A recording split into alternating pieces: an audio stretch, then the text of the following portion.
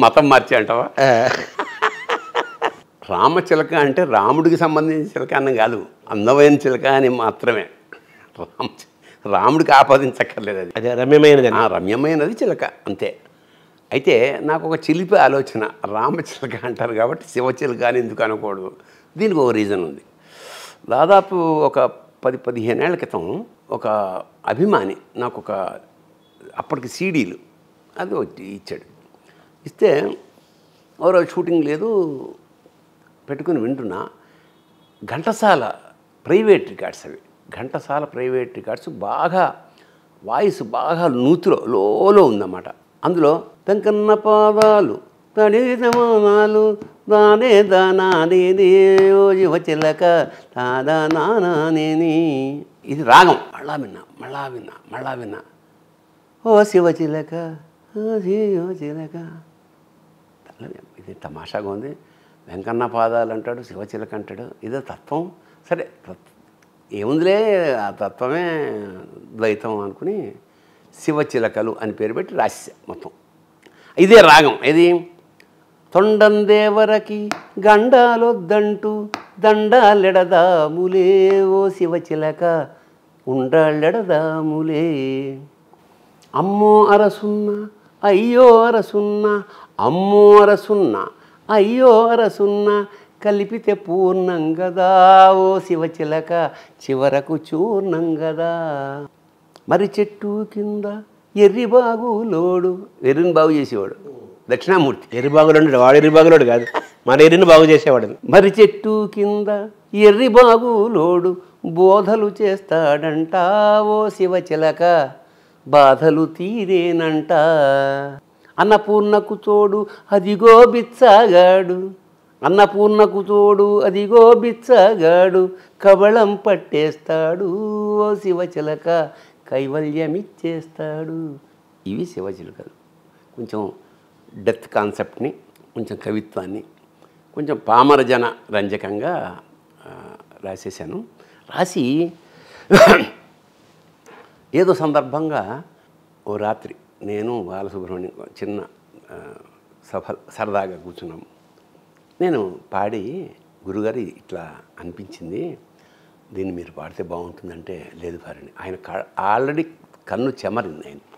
ఆయన అన్నాడు, లేదు భారణి. బాలమురళి, బాలకృష్ణ, ఎస్పి బాలుగారు కొంచెం చెమరి అన్నాడు ఆయన. లేదు భారణి, ఇది మాధుర్యం కాదు, దీనికి కావాల్సిందే భావమే కదా, నువ్వు పాడుతుంటే ఆ రాగా అలా బాగుంది, ఫీల్ అలాగే ఉండనిద్దు, నువ్వే పాడు అన్నాడు. ఇక నేను సాహసం చేసి తప్పించుకోవడం కోసం అనలేదు ఆయన అన్నమాట. లేదు, ఎందుకంటే అంతకుముందు నాకు పాడాడు కదా, అది కళ్ళు చెమర్చే అన్నారు కదా. కానీ ఇది ఆ ఫీల్ నేను తేగలన. మాధుర్యం అంటే కొన్నిట్లో కాఫీలో పంచదార ఎక్కువ వేస్తే పానకం దాకా ఉంటుంది కదా, అంతే. అంచేత కాఫీ రుచి కావాలంటే అలాగే అదే ఆయన ఉద్దేశం అదనమాట. ఆ చిన్న చేదు ఉండాలి, ఆ భావం పలకాలంటే కవి హృదయం చిన్న మాధుర్య రహితంగా ఉంటుంది అనుకున్నాడేమో. అంటే అలాగే మొత్తానికి ఇది ఈ ఏడాది లేటెస్ట్, అంటే దాదాపు ఒక నెల క్రితం. అంతేనా? అంతే లేటెస్ట్. అందుకని ఇగో ఇదిగో తమాషా ఒకటి, ఇగో ఇది శివచిలకలు ఎలా ఉన్నాయి. ఇప్పుడు ఆ శివుడు రామచిలకనగానే మామూలుగా ఆకుపచ్చ రంగుతో ఉంటుంది. మీరు మొత్తం బూడిద పూసేసి నలుపు రాసేసి విభూది రేఖలు గీసి ఎర్రబొట్లు పెట్టేశారు. అవునా? శివుణ్ణి కూడా రాముడిని కూడా శివుణ్ణి చేసేశారు అని అందరూ నన్ను తిడతారనే ఉద్దేశంతో బ్యాక్ కవర్లో ఇలా అదే ఇది చిలక, మళ్ళీ రామచిలకని చూపించి మళ్ళీ వైష్ణవం రెండూ ఒకటే అనడానికి. దీని వెనకాల ఏం రాశానంటే, శివుడే కేశవుడు, కేశవుడే శివుడు, శివుడే కేశవుడు, కేశవుడే శివుడు, రెండు ఒకటేనంట ఓ శివచిలక ఒకడే రెండునంట. అంతే. దాంతో ఆది శంకరాచార్యుల అద్వైతాన్ని మీరు ఇదిలో చూపించారు. ఆ జిమ్మిక్ చేస్తూ ఫస్ట్ అంతా శివరూపాన్ని చూపించి వెనకాల మళ్ళీ ఒరిజినల్ రామచిలకని శివచిలకని ముందు చూపించారు, రామచిలక వెనకాల పెట్టారు. ఇద్దరు ఒకటే అని మీ ఉద్దేశం?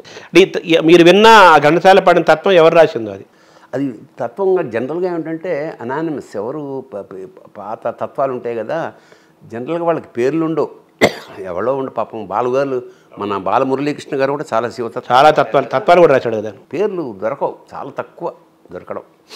మామూలుగా మీరు సినిమాల్లో విలన్గా రేపులు చేసుకుంటూ క్రూరంగా మాట్లాడుతూ చేస్తే ఏదో పూలు కోసుకుంటూ అన్నట్టు చెప్పాము.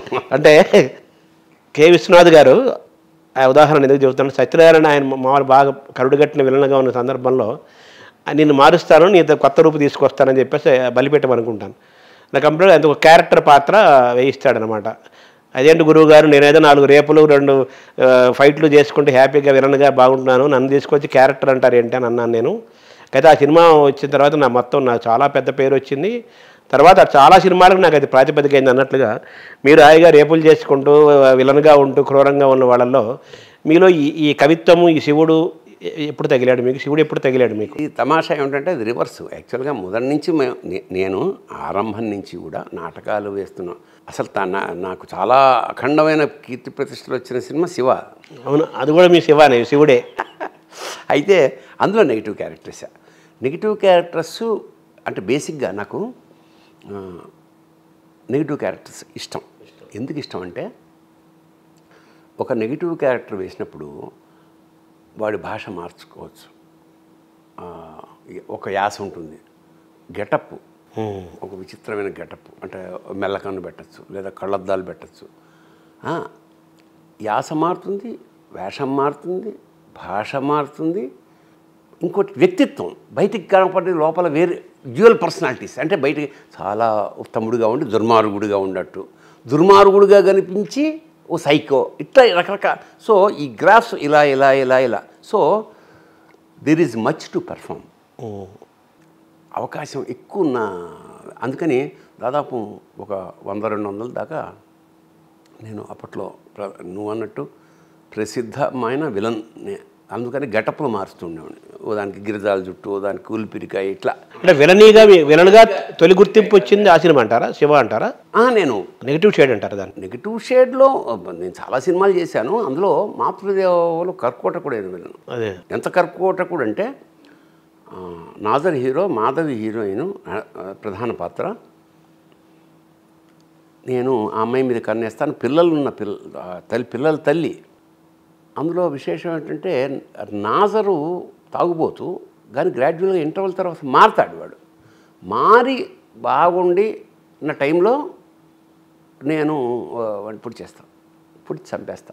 ఆ షాట్ తీశారు. పొడిచి చంపేశాక టాప్ యాంగిల్లో శవాన్ని ఇలా దాటుకుంటూ వెళ్ళడం, సినిమా చూస్తున్నప్పుడు నాకే వాళ్ళు జల్లుమంది.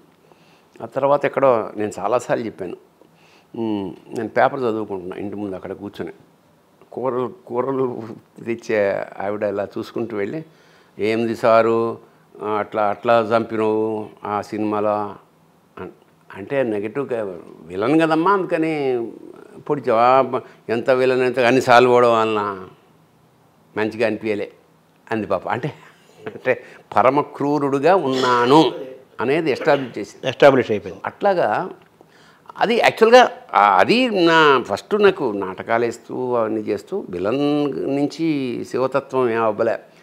మా ఇంట్లో శివారాధన ఎప్పటి నుంచో ఉంది. కాకపోతే ఒక్క సంఘటన నన్ను కొంచెం ఎక్కువ కదిలించింది. తద్వారా పుట్టింది ఆటకథ. అంటే ఏంటి ఆ సంఘటన? 1998-99 ఆ ప్రాంతాల్లో నేను మా గురువుగారు రాళ్లపల్లి గారి ద్వారా ప్రభావితుడిని తరచూ శబరికి వెళ్తుండేవాడు. ఎందుకంటే చెన్నైలో ఉండేవాళ్ళం కదా, మేము వెడుతుండేవాళ్ళం. అయితే నాకు మా గురువుగారి పట్ల అపారమైన భక్తి. ఎందుకంటే ఆయనకి మగపిల్లలు లేరు, కానీ నన్ను పుత్రవాత్సల్యంతో పెంచాడు. నేను అన్నట్టు చాలామందికి ఉన్న సినిమా కష్టాలు నాకు లేవు. ఆ కష్టాలు ఏమన్నా పడితే ఇక్కడేదో పడ్డానేమో, కానీ కొన్ని ఒక మధ్యతరగతి కుటుంబంలో లాగా సినిమాలకు వెళ్ళకపోయే ముందు పడ్డారు. అది కూడా మా గురువుగారి సాహచర్యం. ఆయనకు చాలా ఆర్థికమైన ఇబ్బందుల్లో ఉండేవి. ఆ కుటుంబ సభ్యుడిగా ఉండేవాడిని. నేను మా ఇంట్లో కన్నా ఎక్కువ అక్కడ ఉంటూ ఉండేవాడిని. చెన్నై మెడ్రాస్ వెళ్ళిన తర్వాత, మెడ్రాస్ వెళ్ళక ముందు ఇక్కడ కూడా చిలకలు కూడా ఇక్కడే అసలు కష్టాలన్నీ. నాది ఒక మిడిల్ క్లాస్ ఫ్యామిలీ, దానికి పెద్ద ప్రాబ్లం లేదు. మా నాన్నగారు ఏదో సంపాదిస్తున్నారు, ఓకే. గురువుగారు విపరీతమైన దానగుణం వల్ల ఎక్కువ నష్టపోయి అప్పుల పాలైపోయాడు. ఇక్కడ విపరీతం నాటకం వేస్తే అప్పులు అయిపోయావు ఆయనకి. నాటకానికి వచ్చే అమౌంట్ 2,000 అయితే ఖర్చు 10,000 అయ్యేది. ఇట్లా అప్పులు. సో ఇంట్లో ఉన్న అన్నీ తాకట్టు పెట్టేసి ఆ క్రమంలో నేను ఐ వాజ్ ఫిజికల్ విట్నెస్ అక్కడ. ఇప్పుడు ఆ గురువుగారింట్లో ఉన్నప్పుడు ఆ కష్టాలు నావే కదా. సో నేను అంతే బాధపడుతుండేవాడిని. ఏదో అప్పటికి మేము సహాయం చేసే స్థితి, మా నిరుద్యోగం, అప్పుడే బీకాం పాస్ అయిన. బట్ వన్స్ మేము చెన్నై వెళ్ళిన తర్వాత, ఆయన సంపాదన పరుడైన తర్వాత, నేను చెన్నై వెళ్ళాక ఇంకా మాకంతా రాజభోగాలే కదా. అసలు నేను అంటే సినిమా కష్టాలు నాకు జీరో. వేళకి భోజనం ఆయనే వండి, ఆవిడ ఎక్కడన్నా వేరే పని మీద ఉన్నా ఇంట్లోకి రాకపోయినా ఈయనే వండే, పంతులు లేవయ్యా మంచి జీడిపప్పు ఉప్మా అనేవాడు అన్నమాట. వెళ్ళి భోజనం చేసేవాడు.